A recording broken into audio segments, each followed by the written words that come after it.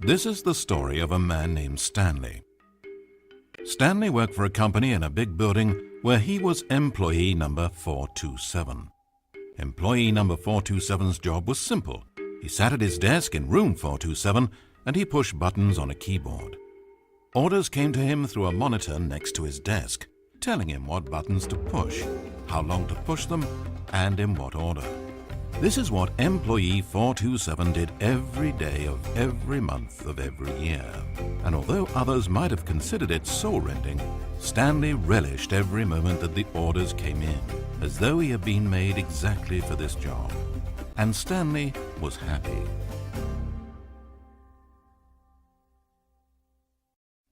And then one day something very peculiar happened. Something that would forever change Stanley.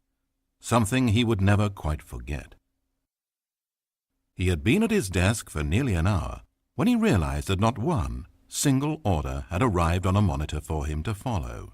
No one had showed up to give him instructions, call a meeting, or even say hi.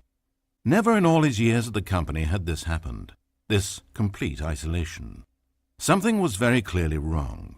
Shocked, frozen solid, Stanley found himself unable to move for the longest time. But as he came to his wits and regained his senses, he got up from his desk and walked out into the hallway. Stanley decided to go to the staff lounge to check on his co-workers. He never functioned well by himself and constantly needed support and guidance from others, so the thought of total solitude was terrifying to him. When Stanley came to a set of two open doors, he entered the door on his left. This was not the correct way to the employee lounge, and Stanley knew it perfectly well. So he turned left at the first open door and walked back in the right direction.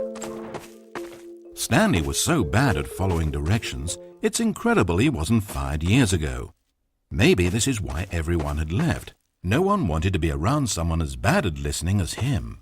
And since he was walking into the middle of nowhere and thus ruining the entire story, Stanley decided that he would punish himself. So when he came to the elevator and the doors opened, he stepped inside and pushed the button to go up.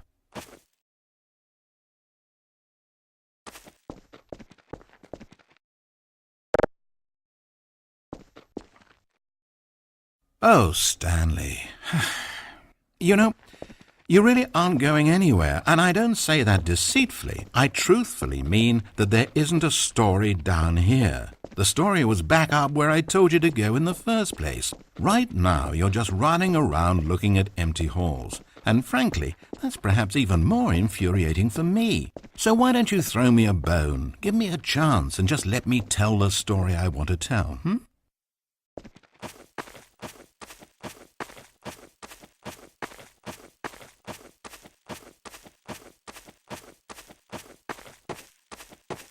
Now listen carefully. This is important. Stanley walked through the red door.